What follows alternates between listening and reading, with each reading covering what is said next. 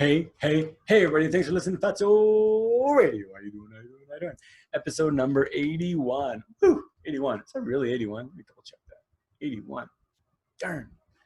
All right, 81. Folks, got an episode for you tonight. What do I talk about? I talk about what it's like being 42. I turned 42 a couple days ago. I'm going to tell you all about it. I talk about what it's like being on the bike this month, day 21. Talk about that. And then back to school, how to stay healthy. Let's talk about all that stuff. Before that, folks, I want to talk about our sponsor, VolpeMartialArts.com. Volpe Martial Arts is KW's hottest, newest Kung Fu and Hapkido martial arts school. That's right. It's a fusion between Kung Fu and Hapkido. So Kung Fu, Chinese style, Hapkido, Korean style. Fusing together, it's got amazing forms, weapons, self-defense, sparring. We do it all over there. Break fall, we're doing dive rolls. We do it all. Socially distant, we're respecting the rules, the policies, and just respect for other people, folks. We care about everybody's health. Sifu Adam, my brother, awesome instructor. He's been doing martial arts his whole life.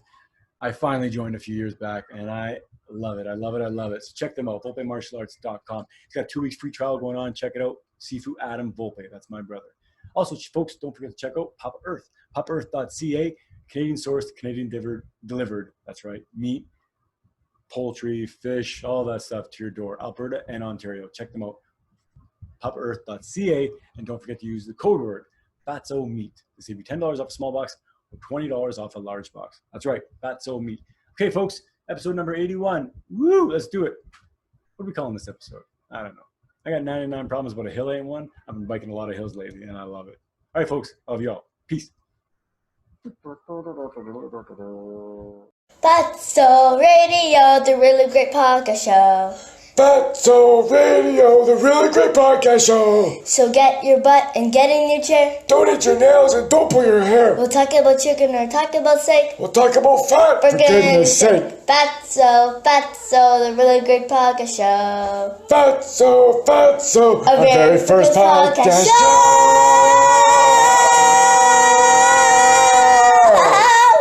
Yeah. Hey, everybody, welcome to Fatso Radio. How you doing?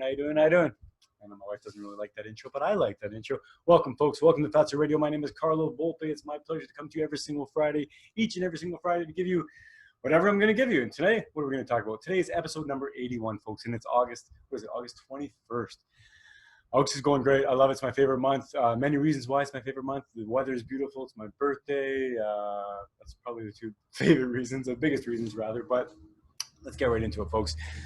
Excuse me. What's going on for August? Well, I'm 42. That's the biggest thing. The first thing I want to talk to you about. So August 18th was my birthday a couple of days ago. Yeah, just a few days ago. And I'm 42. So what does that mean to me? Is it the same old? I'm not going to brag. I'm not going to try and pat myself on the back. I'm not going to say I'm good or bad or anything, but I'm just going to kind of state the facts. I hear a lot of people complaining at 42, right? And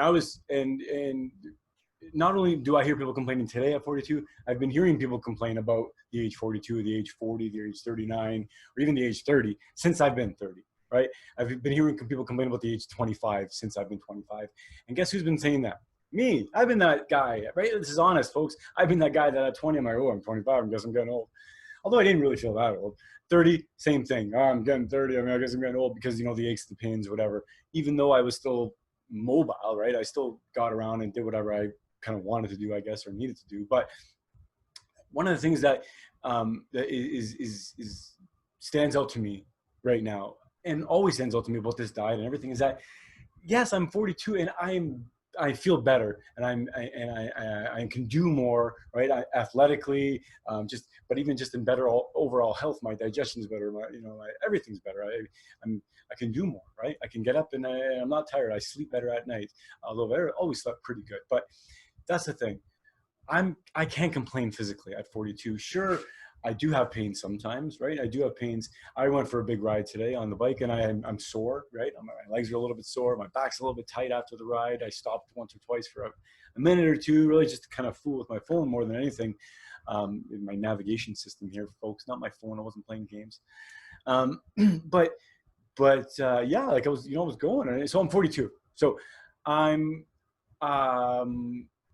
I don't have the regular aches and pains that I did have. I want to say a decade ago, even when at 32, right? I shouldn't really have complained too much, or I didn't really have too much to complain about, rather. Is probably what I should say, because, like I said, my joints weren't hurting me too bad. They were hurting me sometimes.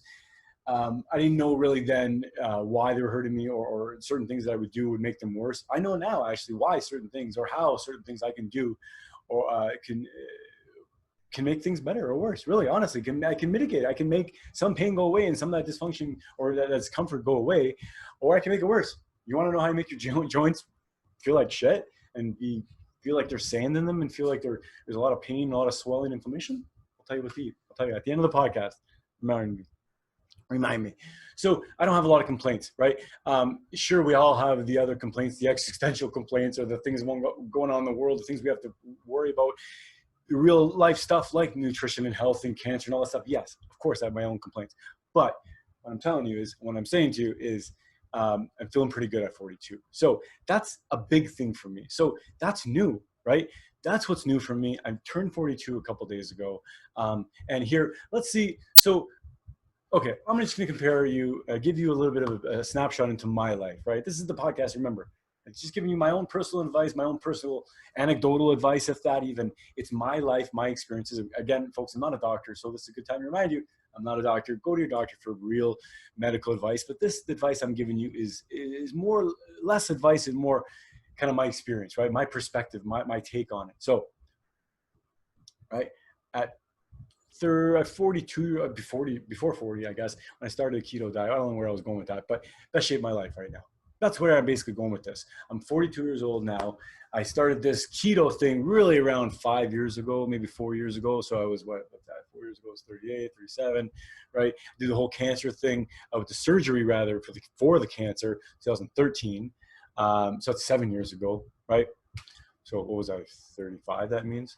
So regardless, all those years in the way between 35, 36, 37, 42, I'm going, Carlo Volpe, this is me, Carlo. I'm getting older, I'm 42, and I'm feeling better than I ever have. I'm feeling better. Why am I feeling better? I'll tell you why I'm feeling better. You may know why I'm feeling better. Maybe I don't know why. Maybe what I'm doing is actually not what's making me feel better. Maybe there's an outside source. Maybe I'm just lucky. Sure, maybe I'm just lucky, but I don't think it is. So how am I feeling better first? I'm going to tell you what I'm doing to get better, or what I think I'm doing to make me get better, but how am I feeling better? So I want to show you, or I explain to you how I'm feeling better. Okay. So for the month of August, first of all, for the last year or so, even 2 years, really, I've been really up my fitness game. And I don't want to say I'm up my fitness game, but when it was nothing, right, it's easy to up it. So I wasn't doing anything for a long time. Years ago, when I was working at my first couple of years at Blackberry, early 2000s, I was playing squash quite a bit. So I was running around and doing all that stuff. Mind you, I was doing this at 300 pounds, right? 280, 290 pounds, sometimes 270 pounds. But so it was always kind of, I guess, athletic in the ability to kind of do that. But I was tired as hell, obviously, and I would do it less frequent than I can do it now. And if I did it, I was tired for a couple of days, or I could only do it for an hour, where maybe now I could do it for 2 hours. The fact is that I didn't do a whole lot of stuff, before that. So I started with this whole keto thing. And what am I trying to explain to you? I'm trying to say that before this, I didn't do a whole lot, right? But at the same time, I'm not doing a whole lot now, but I want to tell you what I'm doing. Okay. So, before I get into it, I'm not all over the place. A couple years ago, right, I started doing these little things as far as more push-ups. I was doing more, the push-ups thing started a couple years ago, and then really a year ago is when I started doing push-ups, and I started adding more and more push-ups every single month, up to I got to about 100 push-ups. Then I went back to basics, and I went push-ups on the diving board, and this month, August, right, this is what's taking me back here. So for August, I'm 42, and I decided through tons of influence from my family, through tons of influence from my friends, and motivation and inspiration from all these people saying, hey, you can bike, you can do it, get on a bike. And it sounds silly probably to you, maybe, if you've been biking your whole life, but yes, you can do it. Yes, everybody can do it. And I kind of knew that I could do it, but I was also very, very afraid, right? I was afraid because it's hard. Holy crap, it's hard. Doing something new is hard to begin with. Doing something new that's physically hard is hard. Doing something new that's physically hard, but also technically hard, right? You have to know so you don't smash your teeth all over the friggin' sidewalk. You shouldn't be riding on the sidewalk anyway. That's the rule. So it's mentally hard as well, because you have to keep your eyes open. You have to know the rules. You have to know whatever the hell is going on. So it's a lot of things to think about, rather. And again, for the people who've been riding bikes every single day of their life since they were a kid, easy for you. For the people who are younger and still ride bikes, and maybe you are still a kid, easy for you as well. And yes, I probably should have ridden a bike the whole way through with my 20s and 30s and onward. But That's besides the point. The fact of the matter is that it's actually a lot more like me riding a motorcycle. And that's what I have. You know, I've ridden a motorcycle for the last 10 years or so. Lately, not the last couple of years I haven't. But I love riding a motorcycle. And I kind of knew that I would love riding a mountain bike and a road bike. It's kind of a mountain bike, but I'm riding on the road. Regardless, I'm going to get a road bike maybe one day as well. But the bottom line is I really like it. It's a lot like riding a motorcycle as far as, you know, how the dynamics of the movement, the physics of it, how you kind of ride around and kind of leaning, and that stuff is amazing. The different part, of course, than a motorcycle is that you got to hustle ass. Literally, you got to move your ass. Keep your seat on, keep your butt on the seat, right? That's what I've been told. Anyway, butt on the seat, good discipline. And I've been trucking it, man. I've been keeping my butt on the seat every damn day. I've been keeping it on there. I've been trucking it. I'm just riding. And I've been riding every single day in August. So for August, if you've been keeping track, right, every month I do something different. I started with push-ups, 20 push-ups a year ago, 30, 40, all the way up, 100 push-ups. August was riding. I'm going to go riding. It's going to be day 1, day 2. I'm up to day 21 now. So today is August 21st and day 21, Buddha on a bike. Remember? My nickname, one of my nicknames, was Buddha in high school. And I'm seeing one of my other nicknames, by the way, Quadzilla, coming out because, woo, you get a quad workout. Swollen. They're swelling, folks. You get a quad workout, a really great quad, and a butt workout too. Eh? Those glutes, not just quads. Hamstring, you get everything. Calves, like I'm assuming if you're doing it right, you're going to get an all lower body, even your core, whatever. It's a crazy workout. So, Buddha on a bike, right? Buddha on a bike. That's me. I'm Buddha. You know, and it's funny because I'm thinking of, as I started this whole Buddha on a bike, I was going to be honest with you guys because all 4 of you guys, you're not going to leave. You're not going to leave if I'm honest with you because I've been honest since day one. So hopefully you enjoy or you appreciate the fact that I'm just going to keep on being honest. But, you know, the Buddha thing has been crazy. It's been funny to me my whole life. It's been also kind of inspiring, kind of intriguing to me as well. You know, that when I was being called Buddha, when I started to be called Buddha, I had no idea what Buddhism was. And even for years later, I didn't really look into Buddhism. And now I don't really know much about Buddhism. I know a little bit, of course. But now I like the more idea of the Enlightenment, of course. And I've gone, looked into it more, and read into it more and more. And it's since I got to tell you, since August 1st, I've been thinking, how can I friggin' inject some sort of philosophy or some sort of, but I don't know what to tell you. I mean, maybe this is what I'm doing, right? Maybe this is so another week, another day, Buddha on a bike, number 21. Maybe this is my whole philosophy, or maybe this is my philosophical advice, or my words to live by, or my advice, or whatever the hell you want to call it. Excuse my language, but whatever it is, maybe this is what it is. Kind of keep on moving, right, and keep on riding, and maybe that's kind of the Buddha part of it, or the philosophical part of it, that's really helpful for me, and maybe a part of it that I haven't really thought about because it's not super obvious that, you know, that you would look for enlightenment, of course, or any stretch of the imagination, because I don't know what I'm talking about, but even any sort of peace on a bike, or any sort of enlightenment, or any sort of get you in a state where you would be more welcome to enlightenment, or like a meditative state or anything like that. It's probably not. For some people, maybe, but for me, it's definitely not something I would think about as being on a bike. So that's why, and a bunch of other reasons, it was kind of funny for me to say Buddha on a bike. But I love it. Again, I love the Buddha idea. I love being on a bike. I love the idea of it being meditative and therapeutic and exercise and maybe exercising. Is there another word for exercise? Maybe that means the same word. Anyway, exercising? No. Anyway, it's therapeutic. It's it's an amazing workout. Man, let's talk about that for a second. Let's talk about how, and I want to talk about this. I want to talk about what kind of shape I'm in, right? I'm not in great shape by any means. People, 40-year-old, 50-year-old, 60-year-olds, even 100-year-olds are better shape than me. Again, people younger than me as well. But there are people worse shape than me, and it doesn't matter. But what I'm going to tell you is that this is my state. This is my stat, right? 42 a couple days ago. I've been riding every day on that bike. I have a very low end, put together well, it's stayed together so far, bicycle, right? 15 speed probably, maybe 21 speed, I don't know, it doesn't matter. Mountain bike tires on it, and I've been riding that bike every day. For one day, I rode it in the hydro-cut trails in Waterloo, but every other day I've been riding on the bike and in the trails through the city. 5 kilometers first couple of days, 10 kilometers next couple of days. Next week I went up to 15, a couple of days I went up to 20 kilometers. One day I went to 30, today I did a 40 plus kilometer ride. Folks, 40 kilometers for a guy like me. So for me, not even a guy like me, I wouldn't ride a bike. You don't know this, but if you do know this, you're probably laughing. I wouldn't ride a bike to save my life. Maybe I could have. Yes, it would have hurt my butt like it did the first couple of days, but I stuck with it and it's fine now. But I wouldn't ride a bike. I was hesitant. I pushed against it. I just didn't want to do it. I resisted against it. And I'll tell you why, right? I knew how hard it was on one hand. Now, the other hand, it's some things about it are easier than I thought. I mean, I kind of thought it was impossible to do certain things like climb hills. Turns out it's not impossible. You just got to bust your ass, like many, many things in life.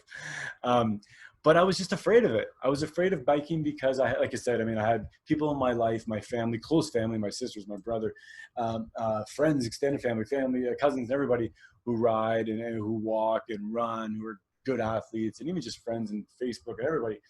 So I'm not normally intimidated by other people and other people's accomplishments, but in family, sometimes I am, just because, I don't know, I guess it's like being a little brother, he's trying to keep up or whatever. And it's just from maybe something that we carry back from when we were kids. Anyway, that is kind of getting away now. I'm kind of going away from that now. I'm kind of getting rid of that, I guess what I'm trying to say, because, hey, I'm having a blast. It's amazing. My sister Mary, if you listen to this, Mary, I love you.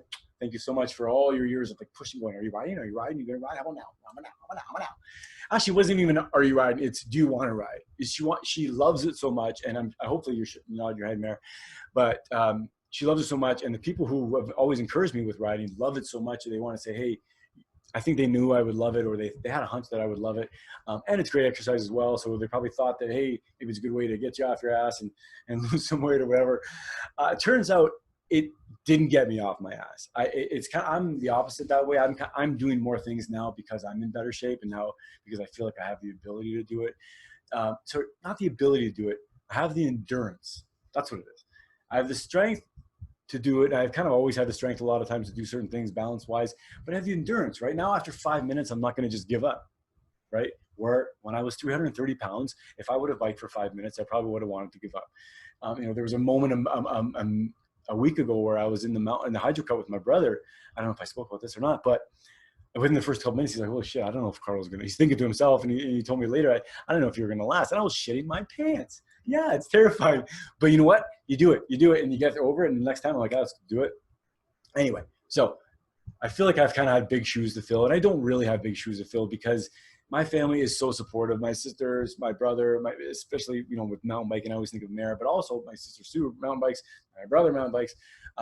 They would never be people just look down upon me for mountain biking or anything what I do because I'm an amateur, because whatever. Now that being said, I'm a quick learner, so I'm doing well, I think, and I've gone up to 40 kilometers. Okay, it's not that bad, right? And I don't run, so I know running is way different than biking, of course. So biking 40 kilometers is different than running 40 kilometers. But even if this is equivalent to running 5K, man, I'm happy with this, right? So, and it's probably a little bit more than but it's probably not equivalent at all. You shouldn't even compare it because running and biking is so different. And that's my next challenge. That I'm afraid of, folks. You want to see fear? I don't like fear, but I'm afraid of that. See fear in my eyes. If you're listening, if you're watching on the YouTube, or if you're listening, I'm kind of afraid. I don't like running, right? For being, 250, 270 plus pounds, at least 270 plus pounds for, well over 10, 15 years, almost 20 years almost. It's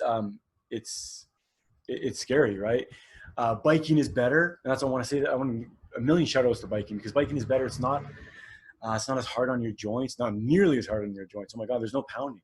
There's no pounding at all. I mean, sometimes you're bumping up and down on your ass a little bit, or if you're off your ass, if you're smart, and you bounce up and down your joints. It's a little bit hard on your hands. You see my hands a little bit.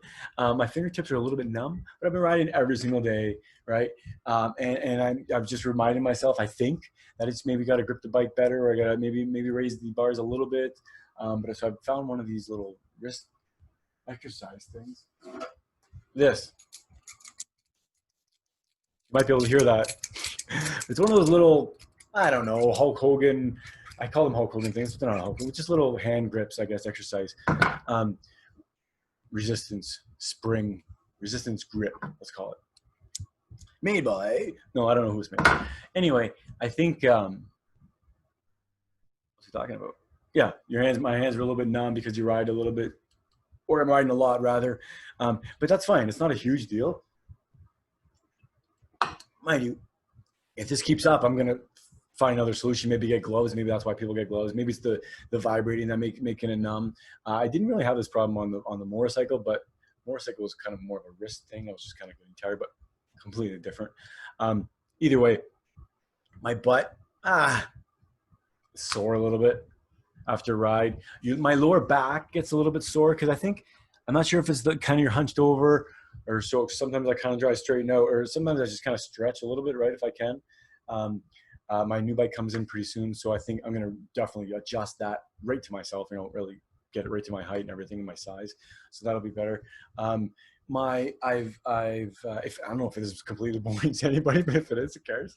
It's my show. Like I said, for you can't be wrong. I've adjusted the height on my seats to make sure that I'm getting a better extension. Thank you, Adam, my brother, who was telling me that. And it makes sense, of course, right? If you don't get a full extension, you're not getting as much power as you possibly can. And you could possibly maybe injure your knee, I think, and maybe my knee is hurting a little bit from that. I don't know if it's like a weird thing. Anyway, I think I can see in the other way too. You can probably overextend if it's too high. So I don't know. It's the happy medium. It feels pretty good today after a fairly long ride. And today's ride was crazy. Like I went from my house all the way kind of up north on the west end of town, kind of Fisher-Home and up, and then I kind of went off Clare Hills around north end of town. I ended up in Bamberg, which is kind of like the Bamberg Hills area, and I got challenged today, or suggested today rather, by Carla. Thank you, Carla. Anyway, it ended up being like a 40-kilometer ride. Went all the way back down by my house, all the way by Petersburg, St. Agatha. It was awesome. It was a great ride. And like I said, I'm feeling pretty good, not too bad. And that's the fact that I can do that, that's what I'm doing. I'm not going to sum it up, not even close to being summed up. That's what I'm doing physically, right? What am I doing? What am I doing again from eating? So I'm going to talk about what I'm eating when 9 times out of 10, 9 days out of 10, more than that even, 13 days out of 14, almost 28, 29 days out of 30, I'd say. There's a couple days a month maybe that I've kind of stayed off course from here or there for whatever reason. Sometimes it's 3 days, sometimes it's 1 day, whatever. But that's another conversation, right? Cheating, staying off course, whether you call it cheating, whether you call it whatever you call it, that's another conversation. What am I eating again, right? Folks, it's so simple. I'm eating meat, even less cheese these days than I was before. But I am consciously remembering that if I'm going to eat less cheese, I want to have a little bit more organ meat, because I think what you get from cheese, or what you may miss from removing cheese rather, you can probably get from more organ meat. So I'm trying to do a little bit more of that. I've been eating pork. I've been eating beef. I've been eating a little bit of chicken, not much. I've been eating beef liver. I've been eating pork liver, chicken hearts, steak, ground, whatever. I had schnitzel the other day. It's so simple, folks. And again, it's not simple when you want to have a burger at a restaurant and you tell them to keep the bun on. That's not simple, because now what are you going to do? You're going to not eat that bread? Tell them no bread if you don't want no bread, or don't eat a burger. Have a steak. Like, the thing is, you're going to have to make a choice. And I wasn't even planning on talking about this, but I want to talk about this. You have to make a choice. If you're going to eat, first of all, test this out. If this is the food that makes you feel best, or if doing this, or if eating this type of food makes you feel best, and if eating this type of food, and if you can do this, and if you can eat this way and stay on this way by not eating the sweets, by not eating the sugar or the carbs or whatever, because the more often you eat that stuff, the harder it is.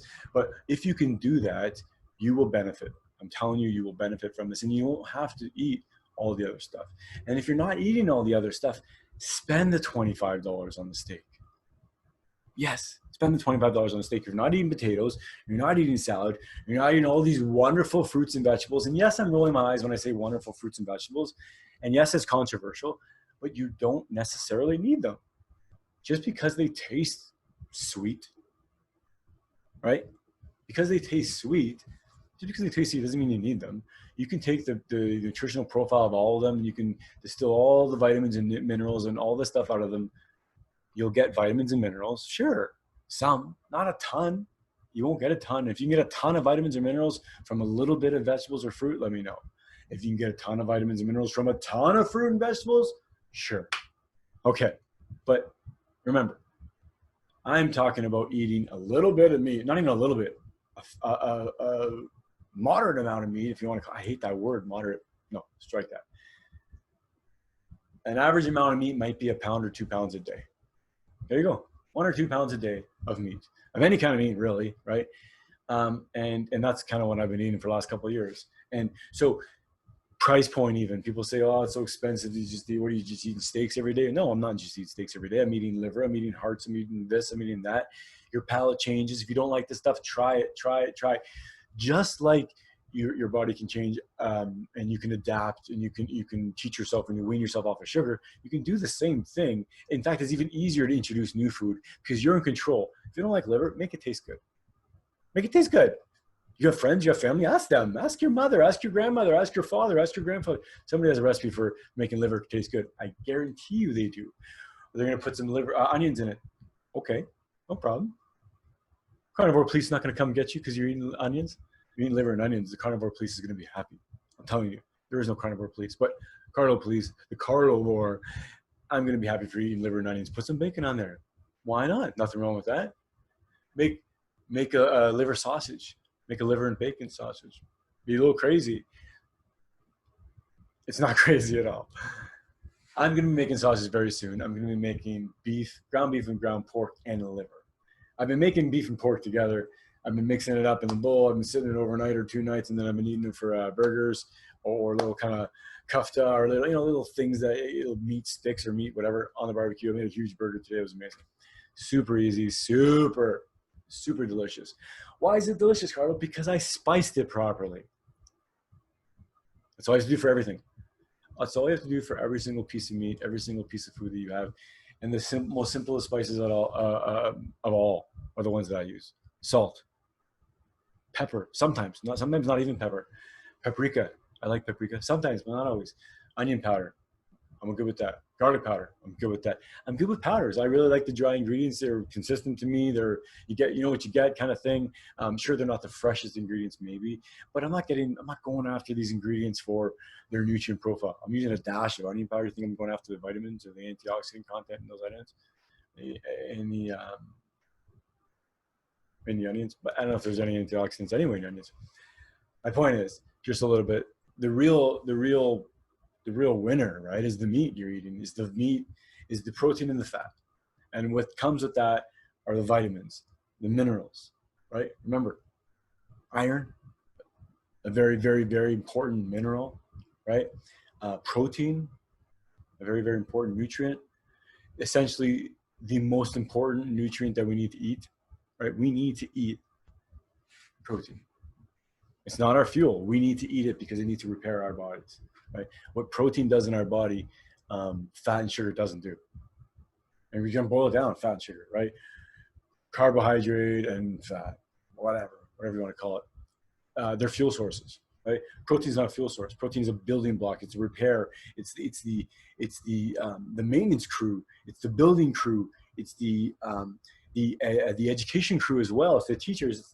It's everything, because you need these amino acids. You need these proteins to build new proteins, to build new amino acids. You need all this. You need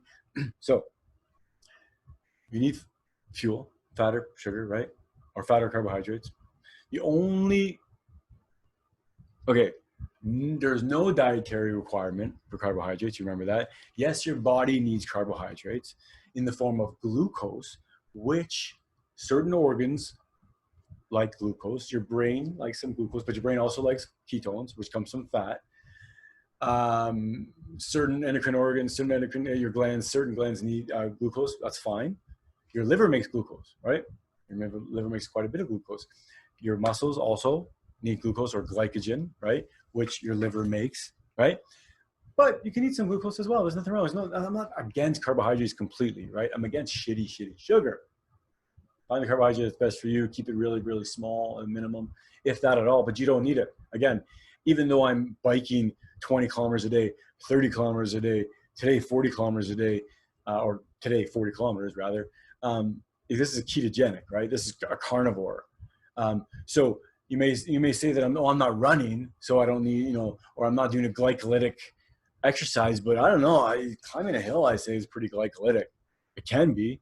Maybe it can also be aerobic, right? Or it could be kind of, I don't know. It could be both, I guess. How hard you're giving her, right? I mean, I went up some hills today and I was just trucking it, but I also went up some hills today where I was taking it easy. Not taking it easy, but like, at a lower gear, I guess, and you're kind of moving her more and more than other hills I was at where I was just getting the watts or whatever the heck they're called. I was really pumping it up. So I guess it could be either or either way, but I can say that I'm not lacking in performance. I'm not. I mean, I'm new to biking. I'm not breaking any records. I'm not racing anything. I'm not doing anything. And call me on my bullshit if you think 40 kilometers I should do that in day one. Well, then great. Maybe I'm behind the eight ball, but I don't think I should do that day one. And there's nothing wrong. And I'm not saying it's great or bad, but I'm just saying, like, it's for me, it's great. And I'm super happy that I was happy at 5 kilometers and I'm still happy at 5 kilometers. So if I can keep 5 kilometers every day for the rest of my life, amazing. Amazing. I wasn't doing 5 kilometers ever. I wasn't even doing 1 kilometer. If I can get on my bike and get off it and just know what it feels like, that's even better than nothing. So that's what I'm saying. That's what I'm saying, folks. That's what I'm saying. I'm feeling good. As always, I'm moving. I'm moving a lot. Moving a lot this month. I think my weight, I've dropped a few pounds now. So I started this month at around 217 again, bouncing around, folks. And I'm down about 214 or 213, I think. I'm getting nervous. Kidding. I'm not getting nervous, but when I get close to 200, I'm getting, I get a little bit extra focused or extra, spend that extra attention on the numbers, I guess I'm trying to say. But it's been great. 21 days so far on a bike, and I'm not stopping. I'm not stopping at all. Next thing I want to talk about is kind of back to school, right? Back to school is coming up soon. Everybody's kind of freaking out about it. I'm worried about it. Everybody's worried about it, whether your kids are going back to school or not, whether they're staying home or whether they are going, or whether they're going with masks, whether they're not because they're in a younger grade. But now our region is saying that they do need masks now. So I don't know. Before I say that, I don't know if you can't see. You can kind of see here. I got a new henna tattoo. My niece, Nika, thanks so much. I love it. Beautiful job. It's a lion's head kind of a thing. Anyway, but back to school. Back to topic, squirrel. Back to school, right? People are worried about it, and I totally understand. It's a complete dilemma for most parents. Some parents, it's easier than others because you either maybe have a chance or have more of an opportunity to stay home, or more of an opportunity to stay a little more isolated, or maybe you're in a situation where, you have more of a private school setting or a controlled setting, a smaller class size setting, or whatever I'm trying to say. Maybe it's a little easier for you, but at the end of the day, it's not easy for anybody. It's not easy for anybody because everybody's worried about your kids. Everybody's worried about your kids and your in-laws and your parents and your grandparents and everybody around you. But probably most specifically your kids, right? And even teachers. Teachers are worried about their kids. They're worried about their own kids at home, of course, they have them, but they're students. Teachers love students. Teachers are teachers because they love kids, right? For the most part. If you're not, just get out of teaching. But so everybody's worried. How do you stay safe? How do you stay healthy during this time? Here, folks, I have some advice for you, okay? It's not a kid show even, but you can take this advice for your kids, and you can use this advice for your kids. Let's start now. It's August 21st.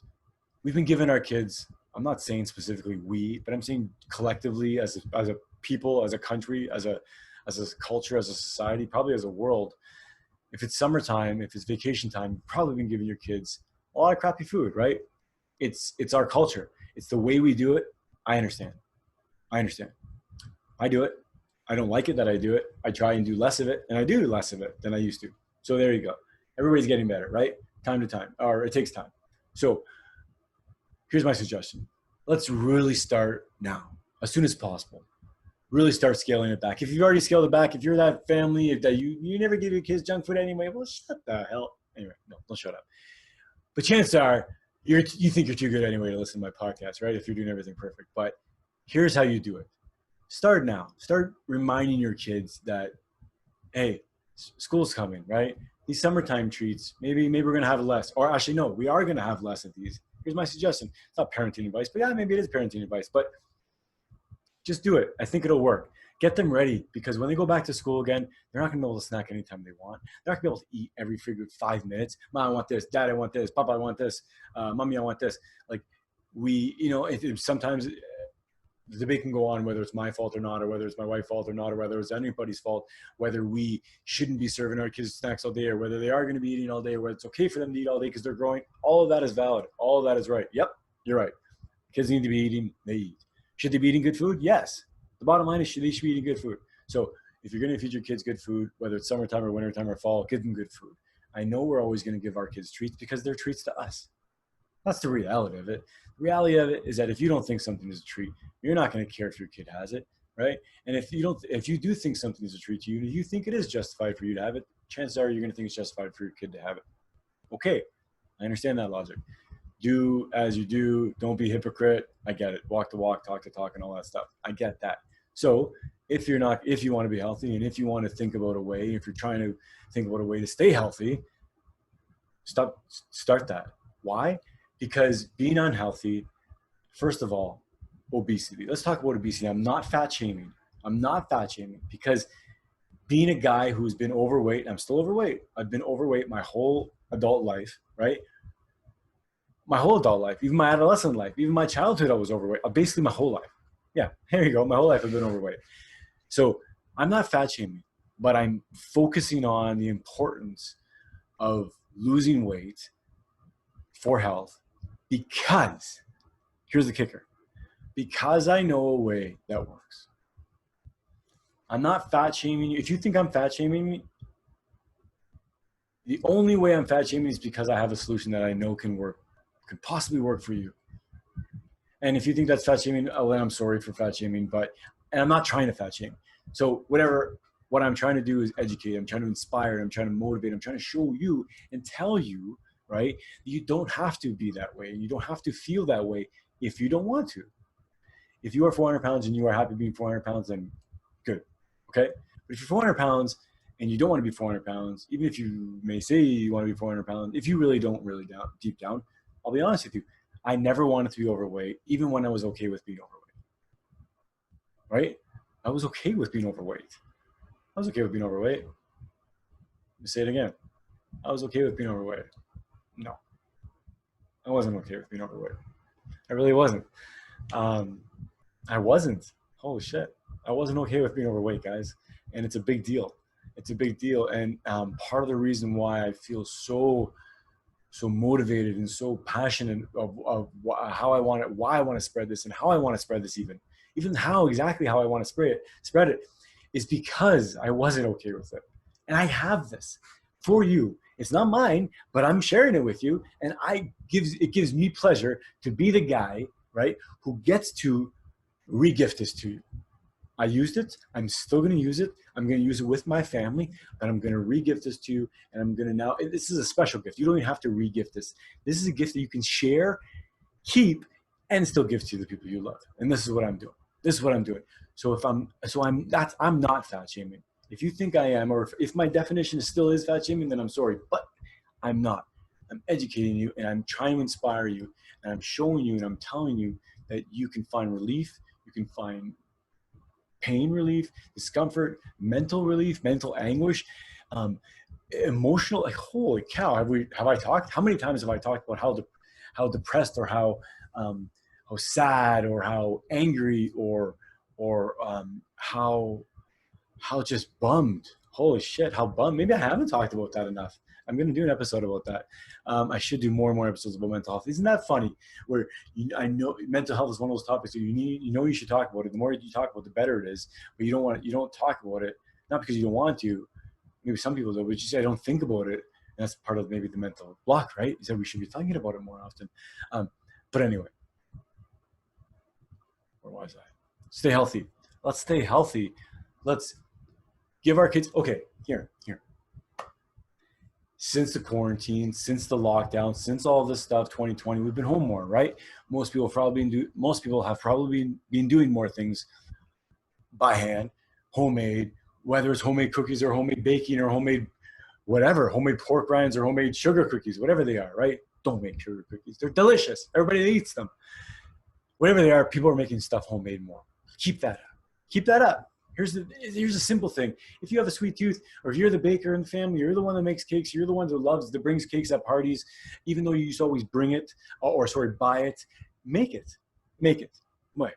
Why? You want to support the local guys? Yes, you want to support the local guys. Okay. Well, if you know a place that makes it from scratch and they use 5 ingredients like you would, or 6 ingredients, then buy from them. But don't buy from the big box stores, use 20 ingredients. When the big box stores have products that have 4 ingredients, and then maybe. But from then, go to around the shop. And if you don't want to go around the shop, the guy around the shop, even better is make it for yourself. Even better than that is don't give it to them. Why? Again, the mental part of it, guys. That's the mental part of it. If we break the addiction to carbohydrates, to refined carbohydrates, to sugar, physical and mental, right? Physical and mental, 2 parts of it. There's also the other part of addiction that we don't talk about, the connection. What sugar gives us, what refined food, what fast, what super hot, super palatable or hyper palatable foods and ultra refined foods, what they give you is that instant gratification, which kind of feels, it's that serotonin, right? You get the oxytocin, you get the influx of these hormones that make you feel good. It's like getting a hug when you feel love, right? You get that from sugar. What happens if you don't get that? Not even physically. Physically, you know what happens. You get withdrawal. What happens emotionally and mentally? And then what happens intellectually when you try and piece this together, and you try and sometimes be hard on yourself because you realize, holy shit, I'm addicted to a food. Folks, it runs pretty deep, right? And the addiction it doesn't discriminate, right? It's sugar. It just reacts the way it reacts. Some people have an easier time with it, for sure. Of course. Some people have an easier time monitoring sugar. Yep. Some people have an easier time monitoring alcohol than others. Yep. Some people have an easier time monitoring or controlling or maintaining their use of anything. Marijuana, cannabis, I should say, whatever. Anything, like I said, alcohol, food. There you go. But some foods, right, make it hard for you to do that. Carbohydrates, specifically ultra refined carbohydrates, but I would say all carbohydrates, because candy bars I don't get this urge to eat candy bars necessarily, right? So it's not even that food that does it more. It's just all carbohydrates for me. And they're ultra processed maybe, and they're ultra refined, I guess.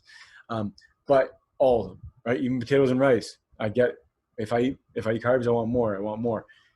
Fat's not like that. Fat and protein, and I can only speak from a whole source of fat and protein together, a steak. When you eat a steak, great. If you can eat 2 steaks, great. Good for you if you can eat 2 steaks, by the way. You can eat 2 steaks and no fries. You eat a steak and you can eat another steak and then you have some fries, I bet you can eat even another steak, right? But maybe after that first steak, you can only eat another half a steak. My point is that I think carbohydrates, and I've read and I've learned, I think, carbohydrates trick you. Carbohydrates reset your hunger. And carbohydrates kind of, if you're eating a steak and all those switches are flicked in your brain, in the hormones, right? Remember when your stomach expanding sends some hormones, right? The content of your meal sends other hormones, right? To check off these other switches. So the fact that there's protein, the fact that there's fat, saturated fat specifically even in there, flips certain switches in the brain, in the gut, right? Communication all the time is going on through these hormones. But you have carbohydrates, like, ooh, more energy, an easy source of energy, right? Remember, carbohydrate, kindling, fat, logs. Carbohydrate is like kindling. It's like paper. It's like sticks. Fat, right, is like hardwood. Fat is like solid logs, right? Solid chopped logs. It's going to burn a long, cleaner time. So stay healthy. When the kids are going back to school, if you're eating snacks still and you're making homemade snacks, make homemade cookies. Send them cookies to the school. I take that back. Don't send cookies to school with them for many, many reasons. Hey, Johnny doesn't want to see and Jill doesn't want to see this. And then if more kids have cookies and then everybody sees cookies and more cookies go around, you don't need them. Kids don't need them, right?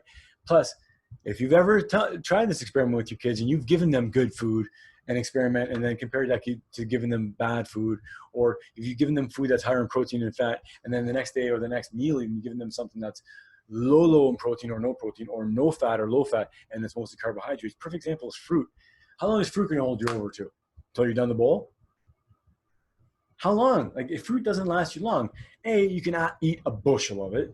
B, you're hungry soon after. And then C, you're also tricked by this voodoo type education that we've been told that says it's so healthy for you, so eat another friggin' bushel of it. Really? Like, I can eat a watermelon, right? I'm going way off on topic here, but I can eat a watermelon, right? Probably. I can probably eat anything. So I can eat that watermelon. There's probably I don't even know, maybe a couple hundred calories in it. Maybe not a lot, maybe even 500 calories, whatever. But it's such simple sugar. It's fructose, right? Fructose. And I think there's some sucrose in there too, maybe. But glucose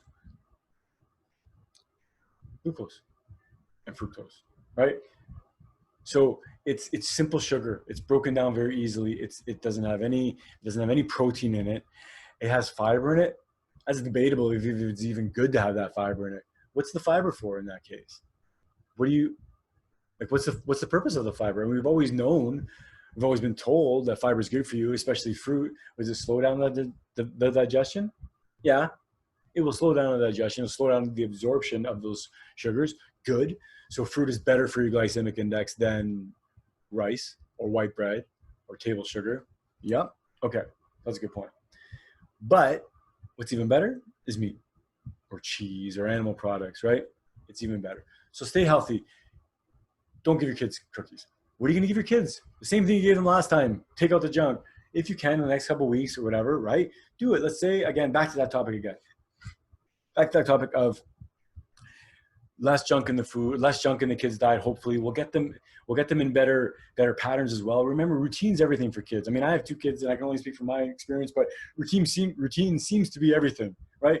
So to get them in better eating habits again, it should also help their sleeping patterns if they have sleeping pattern issues or whatever. If not, great. But it gets them ready to go back to school because you can't eat all day, right? And you can't rely on, quite honestly, you can't rely on crappy food from the meal before. If you give your kids a great breakfast of bacon and eggs, or hey, God forbid, steak and eggs, your kid wants to eat steak and eggs, you give that kid a ribbon. That kid is going to be healthy because steak and eggs is a great breakfast, right? But you want your kids to eat. Your kids essentially have to eat in the morning. They need that. They need a lot of fuel because they're going to be burning a lot of calories. They're going. Their heart rate is more faster. They just burn more calories, right? So what do they need? They need a lot of food. So they need healthy food. Like I said, eggs, bacon, steak, whatever it is, even just eggs in the morning, eggs and cheese in the morning, eggs and yogurt, whatever it is, dairy. If your kids can tolerate dairy, great. Don't give them cereal. Carlo, what are you talking about? My kids won't eat anything. I got to give them cereal. Okay, yeah, I know what you're saying. And my kids are the same thing, right? I have one kid that loves bagels. The other kid that loves just bread or crackers or whatever the heck it is. But you can find something that they like, right? If there's a meat that they eat normally at lunch, but they'll eat at lunch or breakfast, give it to them. I mean, there's nothing wrong with that. Like my daughter will eat egg whites. Trying to some yolk in there sometimes, but she likes egg whites right now. She likes chicken. Maybe I'll cook a chicken in the morning one of these days. But I guess my point is that try and give them the things that they like, of course. At the same time, right, something that's repeatable, something that you can do every single day. Maybe you need a couple-day rotation. But we have a pretty simple rotation where, not even rotation, but just a pretty simple lunch where we give them a bunch of fruits and vegetables and some meat, right? And one of them likes cheese, so great. If the other one doesn't like cheese, I try and get some other sort of meat or something in there for them because they really do need that protein, right? Their body's growing. Your body doesn't grow on sugar. Kids' bodies don't grow on sugar. They don't even grow on fat for that matter. You need protein. They need protein. Their brains need protein. Their bodies need protein, even more than their brains, but their bodies need the protein, right? Their brains need the fat. Their bodies need the protein. All their organs need the protein. Their immune system needs the protein, and your immune system needs the fat as well. They need the fat and the protein. They absolutely need it. And sure, they need the carbohydrates too. It's probably debatable as well because there was times in the past where kids didn't have carbohydrates. Or maybe the kids did have. Maybe the berries and the gathering of the berries really went to the kids. If the kids were doing a lot of the gathering, that makes sense, right? The adults probably ate more of the meat. I know the warriors and the hunters probably ate more of the meat. And even the adult gatherers probably ate the meat as well. It's not easy work going out there gathering. I was probably a gatherer back in the old days. Oh, what's what I want to talk about? 23andMe. All right. Okay. All right, school. Before I wrap up the whole back to school thing, before I wrap up the whole back to school thing, routine, right? Healthy lunches, healthy bedtimes again, water in their lunches. The COVID thing, I'm not a COVID expert, folks. Who is a COVID expert? And which COVID expert can you actually trust? The only thing I think you can trust is really common sense, a strong immune system. That's what we want. The best way to have a strong immune system is to be disease-free, to be without ailments, to be just generally healthy, right? And the best way to be generally healthy, right, is to be at a healthy weight. That means if you're overweight, lose weight. I'm sorry. I heard that my whole life, and I didn't like it my whole life, and I'm still hearing it now, but I'm sorry, it's still the truth. And again, I'm not fat shaming because I have a solution. Me and everybody else that's doing this have a solution for you. This can work. If you tried it and it didn't work, try again. I'm telling you, I tried this for a long time, many, many times, probably once a month for a year. I almost tried this. I don't know. I tried this many times. But be healthy. The best way to be healthy in any environment with any virus, any bacteria, any outside invaders from a health standpoint, is going to have a healthy immune system. The best doctors in the world will tell you that. They will tell you that. A strong immune system is the best thing you can do. So being at a healthy weight, right? Being at a healthy blood sugar maintenance. So your blood sugar, your capability to maintain blood sugar levels, right? That's important, whether you're diabetic or not. That's important. You have a higher chance of having complications if you're diabetic. So if you're a type 2 diabetic, work at that if you can. I'm not giving you shit, but if you can and you want to, this will help, right? Fatso Radio, the ketogenic diet, the carnivorous diet, you're not eating sugar. You're not eating sugar. You're going to take care of your type 2 diabetes. Don't yo-yo. Don't eat sugar for a week and don't eat not sugar for a week and then eat sugar for a week and don't eat no sugar for a week and go ketogenic every second day. Don't do that. Don't do that. Don't do that. Don't do that. You don't have to be a doctor to know that's terrible. It's terrible for your system. What's that doing to your gut? If your gut's changing every 7 days, if the gut lining changes every single day, which I've heard and I've read other gut podcast members or guests in the past, Dr. Dannenberg, I think, was talking about that. What are you doing? So don't do something great for 7 days and then eat like shit and then eat great again for 7 days and eat like shit. Like, what do you do? Give yourself some consistency, right? If we know anything about ourselves as humans, we're good on routine, right? We're good with consistency and we're good at building on each other. We adapt. So because we adapt so quickly and we are master adapters, that gives us a great ability to then improve on ourselves. That's what improving is. That's what growth is, right? The ability to build on adaptation, right? You adapt when you lift a muscle, right? And you lift it properly, right? There's these little tears that happen, right? These little fibrous tears that happen in your muscle. And then when your muscle heals, when you rest it, it builds it stronger, right? From one standpoint, but also neurologically from your brain prepares for that sort of weight. So if you lifted 40 pounds before, your brain and your muscles together have to make sure that it's able to do that again. So it makes you do it again, right? It's neurologically and physically, there's kind of a couple things that goes on there. So it's very interesting, right? Same thing. With your gut, if you're changing your gut line, if you're changing your diet, your gut changes, your way your body changes, the way your body uses fuel changes in a ketogenic state rather. It's in my opinion, it's the absolute healthiest way to live, right? So let's do that. Back to food, back to school, healthy food. You know what to do. As far as exercise, folks, I'm never going to be the one that says, get your kids moving every single day. Kids are going to move anyway. Yes, they shouldn't stay inside and play video games 8 hours a day. They shouldn't, right? But they are going to play video games. I understand that. Yes, get them moving. But what's more important than how many kilometers they get on their bike or how many kilometers on their treadmill or on their walking or their paddleboard or whatever it is on their kayak, and all that is amazing. Keep that up. What's more important than that is putting the right food in their body. Putting the right food in their body, it's like saying, if you're going to teach you a sport, I'm going to teach you the right way, right? If you're going to teach your kids how to eat, teach them the right way to eat, because this is going to help them or hurt them down the road. I really believe that. So teaching your kids how to eat healthy food, it's going to make them feel the best. And folks, I'm performing, at least from my perspective, again, I'm not a doctor, I'm not a physiotherapist. I have a little fit test I got to do next week for a job interview. very exciting once I get it. Hopefully once I get it, I'll be able to explain and announce what the job is. But it's a job where it requires a fair bit of exercising, fair bit of fitness, right? And I mean, I'm ready, man. My first time in my life that I was ever excited for sort of a fitness test. But that's the thing, is we can do it. We can do it when we take away the crap, when we take away the garbage out of our diet. Our body's like, okay, I'm fine. Whatever you can throw on me, I can do, right? Maybe I'm lucky. Maybe me and everybody else, we're onto something, right? This information is not hidden, right, folks? It's not a secret. You don't have to be part of this secret club to get this information. But hey, join the Fatso Radio's fan club. Actually, good time to remind everybody. If you have any questions, you have any comments, you have guests, you want to be on the Fatso Radio show, send me an email. Please send me an email. I love reading all the emails. I really enjoy them, and I reply right away. Send me an email, fatsoradio@gmail.com. Check out our Fatso Radio Facebook page, of course. Fatso Radio at Fatso Radio Instagram, or at Radio Fatso on Twitter. I think so. I might have switched that, but I got to check again. But really, like, stay focused, stay healthy, right? We have the ability to stay healthy. We have the ability to fight off much other diseases, and that's kind of I'm living that, right? Maybe, like I said, maybe it won't work for everybody in every disease, but I'm trying it as best I can for cancer, and I think that I haven't fully kicked obesity. I know it sounds kind of funny to say, but I haven't, man. I haven't, man, woman, child, whoever. And maybe I won't ever, but maybe it's one of those things like, maybe I think I have. I mean, I'm not technically obese anymore, but I'm overweight. I have a BMI of 30. Like, that's pretty darn close to being obese, right? But at the same time, I'm feeling pretty good, right? Feeling pretty good. I can get around the block. I'm happy about that. I can kung fu. I can throw a head kick.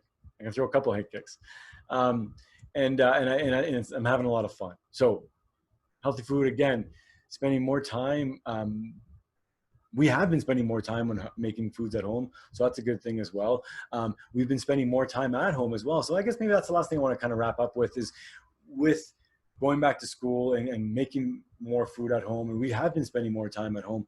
Maybe we'll keep a little bit of that, with the going back to school. I think we will. I think that, even though as things ramp up again, the extracurricular activities ramp up again, I have this feeling that they're going to ramp up very slowly, which is okay. Everybody always says that we were too busy anyway, right? It's too bad. It's much too bad that it takes something like this to remind everybody, but I'm not surprised, right? We're humans. We don't think of everything. We're very reactive. So,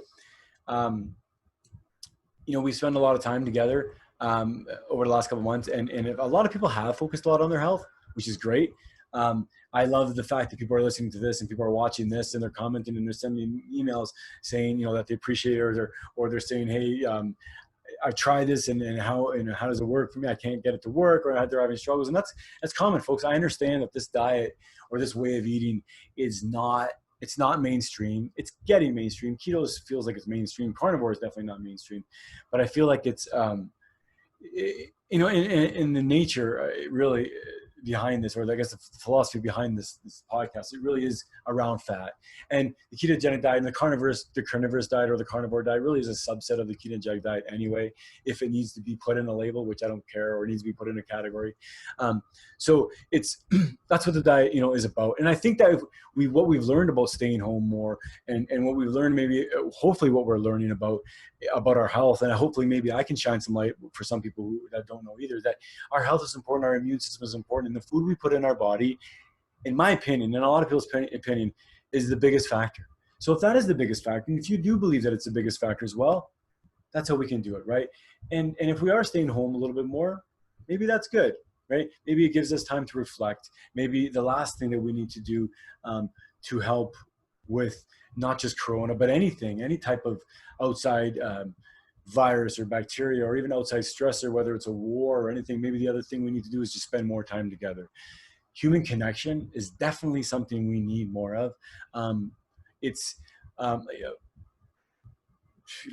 Dr. Gabor, I can't remember his last name right now, but many doctors and people believe that a lot of times it's the human connection is what really is at the core, and is really at the root of a lot of addiction, and really at the root of a lot of people's problems with their addiction, and how they got to their point, or they got to their issues. And it makes a lot of sense. I can tell you, whether it's an addiction someone has with food, whether an addiction someone has with alcohol, or marijuana, or cocaine, or meth, or I don't know, you can be addicted to anything, right? Cheeseburgers.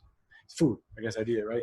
Sugar, even if you're not addicted to cheeseburgers, even if you're not addicted to junk food, that's something I want to talk about too, for a second, not to harp on it, but there's a lot of people out there that are easy to point fingers, or that easily judge other people when they say this is junk food or that's junk food, or you're eating a hamburger, oh yeah, that's junk food, or you're eating a steak, or you're eating a pork chop, or eating chicken wings, oh that's junk food.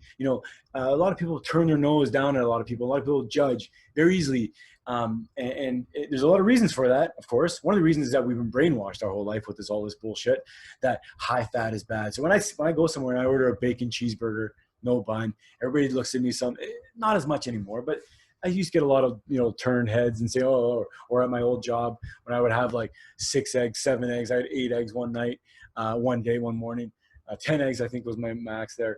But people look at me, oh, there's a heart attack in a bag or on a plate. Are you kidding me? I just biked 42 kilometers this afternoon, 40 kilometers, whatever it is, 40. I don't know why I'm saying 42, but 40 kilometers, 40 plus. I'm not going to have a heart attack. Knock on wood, right? But I'm telling you, there's way more science now, way more evidence showing that inflammation and possibly even carbohydrate and inflammation from glucose is really the problem, more than fat ever could be. And I had one doctor one explanation on YouTube once that made me really think. I don't know how scientific it is, but they're like, sugar, pour it on the ground, pour it on your floor. How sticky is it? Oil, for example, olive oil, pour it on the floor. How sticky is it? How do you think it deals with it? How do you think your body deals with it? I know it's not like that, and you can't simplify it that much, but hey, I'm not having a heart attack, right? So anyway, focus on the food, focus on the time home together. And also maybe we can focus on if we are spending more time together, let's focus on, like I said, healthy food, but also more family time. The idea, like I said, that connection is what matters. I think that means a lot to us. It means a lot to me. Growing up in a big family, I was reminded every day how important family was. I was reminded every day how important a big family was. Being, I'm half Italian, half Canadian, basically Irish, English, background. Turns out I'm more French and German than I thought anyway. But it's important. It's always been important. Our relatives knew the importance of it. Our relatives knew the importance of it. Quite frankly, we wouldn't be here today if it wasn't important, and if our parents and grandparents didn't think it was important. We really wouldn't be, and you wouldn't be in the health that you're in today. You wouldn't be in the condition you're in today, the setting that you're in today, right? What is your set and setting, right? What's your mindset today? What's your set? How are you? What's your setting in life, right? We are who we are, and we are. I mean, that's a metaphor, or that's a kind of analogy that people like to use, or as kind of in a psychedelic state, or even a meditative state. You're setting, but it really matters. Where are we, right? So maybe we can focus more on family, more on community. This is in a funny way, but this reminds me the importance of things like church and things like the mosque, the synagogue, the community center, right? The drum circles, the powwows. I hope that's an appropriate word to use, but whatever, right? The gatherings for rituals, for musicals, for medicinal purposes, for healings, whatever the ritual. It reminded me. I've been reminded of this in the last couple of years, but I think it's reminding other people as well the importance of all of this.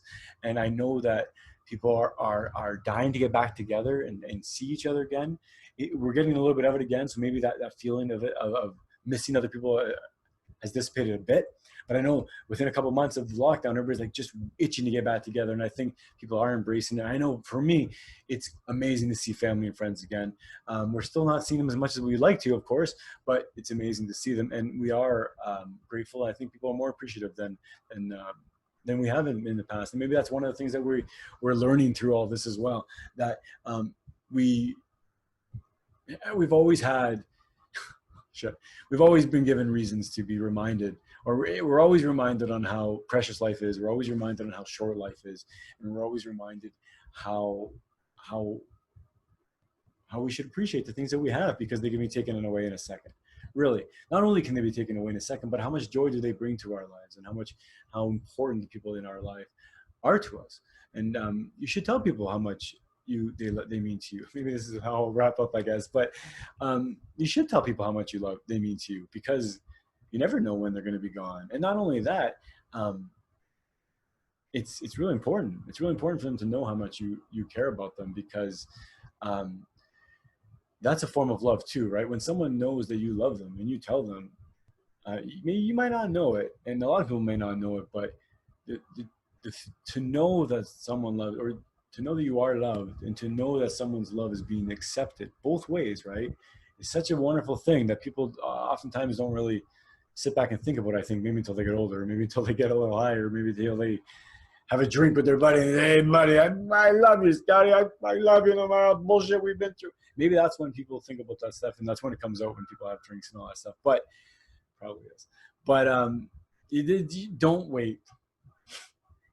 Here's an old sage 42-year-old man telling you, don't wait. Don't wait, because when I know you love Joey, and I know you love Scotty, and I know you love Andy, and I know you love all these guys. And but tell them. Tell them. Tell your neighbor you love them. Tell the guy on the street you love them, if you love them. Not if you don't love them, because that's really weird. You're just giving off weird fake vibes. But tell the people you love them. It's just one of these kumbaya sessions, right? I hope kumbaya is a good term. I think it is. Yeah, it's like a biblical thing. It's good. But it really is. It's like, love your neighbor, love everybody else, treat everybody you want to be the way you want to be treated, and treat everybody better than you want to be treated. How about that? I mean, you can do that. You can do that easily, because all I need is for you to treat me with decent respect, and I can even treat you better than that. I can, right? I don't have to always, I guess, but I can. It's not even hard to do it. And if everybody does it just a little bit extra, even without even extra, like, for a lot of people, it's very natural, right? Like, for a lot of people, whether it's through conditioning, or whether it's through, I mean, call it brainwashing or conditioning, or just learned behavior, right? For some people, it's just manners, right? It's nice. Not everybody has the same etiquette, and not everybody has the same kind of upbringing or whatever, but it's really nice to be treated with respect, and to be treated kindly, and it means a lot, right? And it goes with telling people you love them, I guess. Tell people that that help you, thank you. And when I guess the people that you appreciate, tell them you appreciate them, right? And tell them why you appreciate them, I guess. Sometimes people feel like, I guess what I'm trying to say is that you don't want someone to feel unappreciated, right? And it's hard sometimes to show it. Sometimes it's quite frankly best to say it, right? Yeah, and sometimes it's not best to say it. Sometimes it's best to show it. I don't know the answers, but I guess what I'm trying to say is that sometimes, some people think that, gifts or whatever are maybe the solution, maybe the time for that, but sometimes it's not the time for that, I guess. But anyway, let's wrap this up. Folks, I love you. I love the fact you're listening to this. I love the fact that you share this, and that you comment, and you give me ideas, and you send me questions, and you're spreading the word. Like you said, you're sharing this to people that you love, the people that you know, because it might help somebody, and it will help somebody. I guarantee you it'll help somebody, because it's helped me, and that's one person, and there's got to be some other guys and gals out there like me. So thanks again for listening. Episode number 81. Whew, I don't even know what I'm going to call this one, but I guess talked a little bit about everything, right? 42. What's it like being 42? I feel great. Wrap that up. I feel great. Boot on a bike. 21 days. I'm not stopping, folks. I'm not stopping. I got a new bike's coming in next week. I'm going to be podcasting about that. Talk about it. And then just how to stay healthy, right? This is what I got. Episode number 81. Whew. Fatso Radio. August 21. I love you, folks. Oh, this is Violet when she says thanks for everybody for listening. Thanks, everybody, for listening. I love you. Peace. Let's say bye to everybody. Bye. And we'll say thanks for listening. Say thanks for listening. Thanks for listening. Bye-bye.